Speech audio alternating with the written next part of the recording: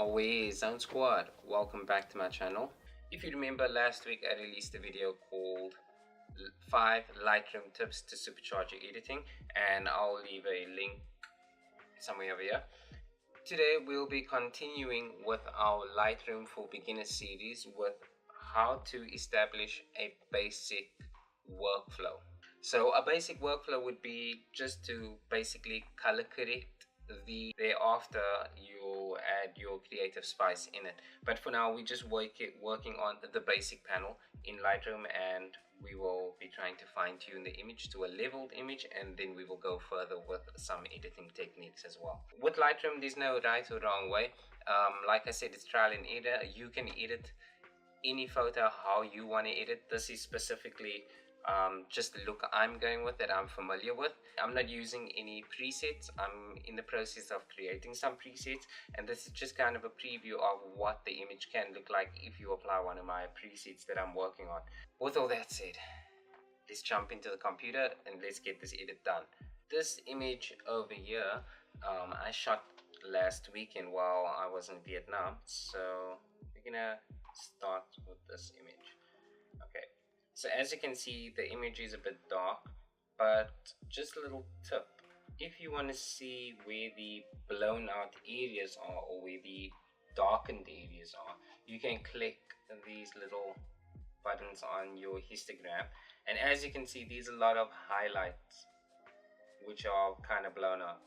So what we're going to do, we're going to work on the basic panel just to get the image up to a leveled image, and we will continue to edit the image with other techniques or other editing panels as well. We can see that the highlights are blown out, so we can drop some of these highlights, and that looks kind of good.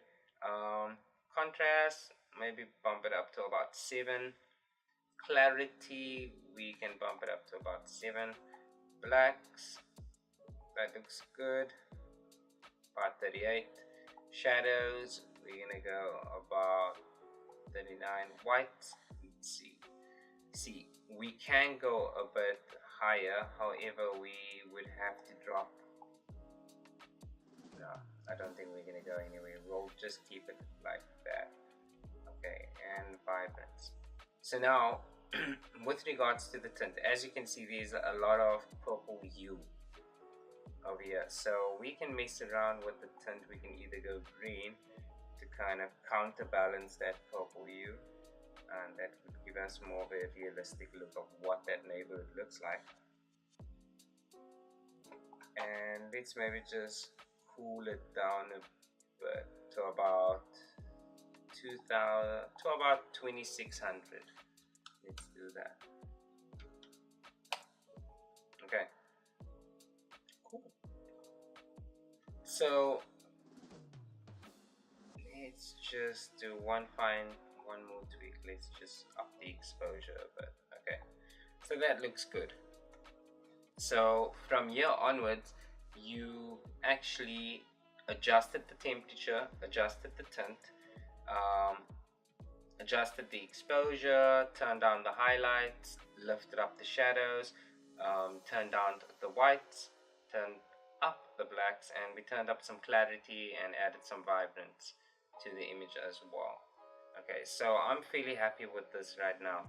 So let's take it a bit further. We can go down to the lens correction panel. Okay, so it has actually brightened up the image quite a bit. So let's drop down the exposure again. Like I said, there's no wrong or right way to actually edit. This is just basically how I started in the beginning with my workflow. Okay, so we're down at the Camden Calibration. Okay, so this is where you can actually mess around with the hues of the green primary, the blue primary, and the red primary. So if you like that kind of neon-y look, futuristic city kind of neon glow, this panel will allow you to achieve that kind of look by manipulating some of the hues. Okay, so you see, if we turn up the green primary, it gives us a bit more more neon hue out in the image. Okay, we can turn up the lights as well. Okay, I think that's good. Alright, I'm happy with that.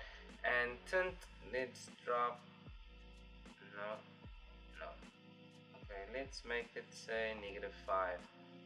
Green, dehaze, I like to just see what we can get with it. Maybe 5 for now. And lastly, we worked on the basic panel, Camden Calibration panel, and lens correction panel as well. So we kind of at a good space right now where we can actually see our images starting to take shape, and we're kind of getting a nice kind of look to it. So what we can do as well, we can go further by clicking the Hsl panel, which is Hsl, which stands for hue, saturation, and luminance. Okay, so we're gonna click on the hue tab, and we're gonna look at certain colors that we wanna manipulate. So we can either change the lanterns to orange, or we can change them to, or we can keep them red. We can add a bit more orange in those lanterns. So we can mess around with the AWEH, so we can, which has the signs actually changing color. I think that I like it about there. Whoa. Talking about some Blade Runner stuff going on down there, hey? Okay, so I think that's about okay. I think I'm happy with that. Okay, so next one we're going over to is the tone curve. The tone curve, excuse me. On the tone curve, it's important to know that this side represents dark, and this side represents the light.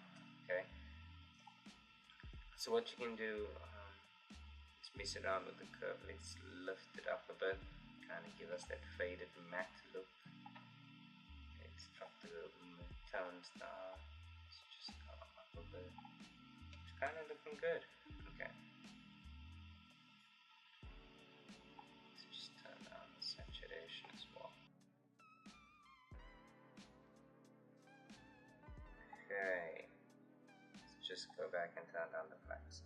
Okay, so it's important to know that whatever you do, it's entirely your creative process. If you feel like manipulating each color to its opposing color on the color wheel, by all means do so. This is just a basic rundown of how a workflow should actually go. I usually leave cropping for last, so let's just go and finish this off with a crop. I'll go 4:5 because we're gonna put this over on Instagram. Done. There you go. Okay, if you want to go further by removing any debris in the photos, you can go further by throwing it over into Photoshop and using the patch tool. For now, I'm not going to go that far. This was just a basic breakdown. Also, if you would like to use this LUT or this look, I've actually created a LUT for this particular image, and you can find the download link in the description. So if you want to use that LUT, by all means go ahead, download it, slap it on your photos, and tag me in it at AWEH Collective. Tag me in it if you like to use it. Yeah, add some, whatever you want to do with it, go for it. Yeah guys, so I hope to see you guys in the next video, and peace.